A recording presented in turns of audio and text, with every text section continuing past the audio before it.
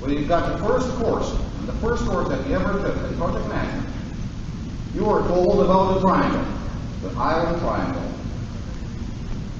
How shall be successful? If you deliver projects in time, in budget, and deliver the full scope as documented, as signed off. Anybody that wasn't taught this? This is the tenet. This is the mantra of project management in the traditional way. Now what's the reality? How many times you've seen projects, or you've been in projects, where maybe you needed some more money, or a bit more time, and maybe what ended up at the end of the project wasn't exactly as written at the beginning and signed off, but the clients were happy because they got what they wanted. They were happy. And the flip side of the coin, how many projects delivered strictly in time, strictly within budget, maybe with a bit of saving, exactly bullet by bullet check mark on every single requirement, and the client never wanted to work with that project manager with that company, consulting company again. And even worse, the team members never wanted to work for that project manager again. Is that a successful project? You tell me. It's got the tenet. In time, in scope, in budget. Was it successful? I would subject to you, absolutely not. So I propose to you that the project is only as successful as the stakeholders think it is. It's all in the eyes of the beholder. If they think the project was successful, if they got what they wanted out of it, if they're happy about how the project was run, you don't care if you didn't have all pages of documentation that you're supposed to have, or that maybe you cut some corners here, or you asked for some more money, or maybe it took another week or two or a month longer than you promised them at the beginning. They got what they wanted, and they had a chance to influence, and they are happy about it. That's what the project makes. That's what makes a project successful, because the same people will ask you again to run the project for them, because they got what they wanted. Okay? And they're happy with the relationship with you. They can talk to you, and even more, you understand them. To be successful, it's not just strictly making the paperwork. It's all about the people you work with and the people you work for. Identify stakeholders. It's about looking at all the people and groups or organizations. So the 3 tiers of human organization, individuals, groups, and organizations that could impact or be impacted by a decision, not by the project itself, but even decision by decision, phase by phase, activity with activity. Okay? We'll have stakeholders that are global for the project, and we'll have individual stakeholders that come in place only at specific sections. For example, regulatory agencies that are only interested in once they approve, they sign. After that, they pass it over the plans to the inspection to come and inspect it at the end. Okay? So, but after that, they out of the project. There's no point in even thinking of them anymore once you pass that milestone. You have to analyze the information about them, the information they want, the information, the way they will be involved, their interests, what are they trying to get out of it, and especially always have in mind what's in it for me. WIFM, the most listened to radio station in the world. Everybody has something in mind, has an interest out of it. Okay? Think about it if you want to be able to influence them or resist to their influence in the project. Analyze how are they likely to respond or react to your actions. Don't just think what you want to tell them. think about their reaction to what you tell them, or about your actions in the project, or what's happening in the project. It's very important. It's like a chess game.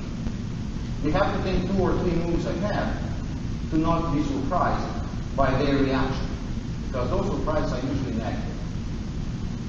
Well, okay, who is the stakeholders? Well, it's easier to say who's not. Everybody that is impacted, could impact, or could perceive themselves as being impacted by the project. So I'm in the middle, right over there, and then I place all the people around and start drawing relationships. Relationships that I draw as I discover them. You will not know at the very beginning that this guy's here, the kids play hockey together, or that manager over there has a complete trust in that particular business, senior business analyst. That whatever goes, if you want to convince to get a boss signature, you talk to that person to get it. Or in the other side, or this guy's here, a family friend. So feedback may be skewed in that. Your relationships, your trust, like this is my trust, this is my right hand here, right here. You go to any salesman or they come to you, the first thing they give you a pen or something, a token, a 50 cents token, and then they ask you to sign a $2 million contract. Because the human nature tends to go in balance. If you accept something, you have to give something back to restore your balance. And that's why they don't. No, everybody forgets 50 cents and a $2 million contract don't really balance, but that's a different story. The brain doesn't think that way. The brain thinks, act. I took, I have to give back. And that's what this change here, which is personal change, it's so much more complicated.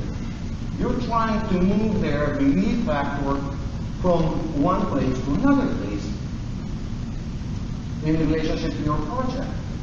To change them personally when we have no management control over it. Remember, stakeholders, we say stakeholder management, it's not management. We have no authority. We manage our team. We can't manage stakeholders. They don't vote us. However, change is the only constant in projects, in life, generally speaking, and in projects in particular, because projects are all about change. If it wasn't about change, it would be operations. Projects bring about change, they influence change, they are based on change. So why do we have change management processes that are geared towards stopping change from happening? It's about change. We should be embracing change and bring it in. If we don't embrace change, change will happen anyway. It will become uncontrolled, and if it's allowed to go as it wants, it will basically exceed the rate of progress. First, agree on processes. Set the rules of the game before you start the game, before you start playing. Because it's easier to argue about the rules at the beginning when it's nothing at stake. It's all a theoretical discussion about how we will set up, what's our priorities, how we will prioritize things, how we'll do the decision, making decisions back and so rather than later on when things are on the table and you have to make a decision on it, and whose interests are more important, yours or mine. And start arguing about it, because you haven't set the rules before. It's a fundamental tenet in negotiation. It should be part of the day-to-day life of the project. Set the rules of the game before you start to play. They have to self-adhere to what you're asking, what you want them to do. And sometimes that's not in their normal pattern. Now we should be used to that, because as project managers, we always make people do what they don't like to do, like work. Life is hard enough without you setting up any more rules. If the team perceives you as the one that makes their life easier, you will get your team behind you. If your stakeholders perceive you like taking care of their problems for them, instead of creating problems for them, your life will be so much easier. Project success is not the little, the iron triangle. It's in the eye of the beholder. Stakeholders need to be a part of the team. To be successful, consider your project successful, they need to be part of it. They have to have ability to influence the project. Change is constant. Make sure you build your projects around change. Stakeholders, engaging stakeholders can make or break the project. I cannot say enough. It's probably the least known, and it's the newest kid on the block, and it took a lot of years till it became officially recognized. So people do it, they just do it instinctively as opposed to do it formally. It's very important. Think about it actively. The same as you're thinking at your schedule, or probably even more, think at your stakeholders. How do you cater to them? If you do so, you will save time, because then you will have their trust. You will need to spend less time in communication, in explaining, in reports, in all that mumbo jumbo that gets 50% of our time just to put out fires. That goes with a quote from Henry Ford. Coming together is a beginning. Keeping together is progress. But working together is what success means. Thank you.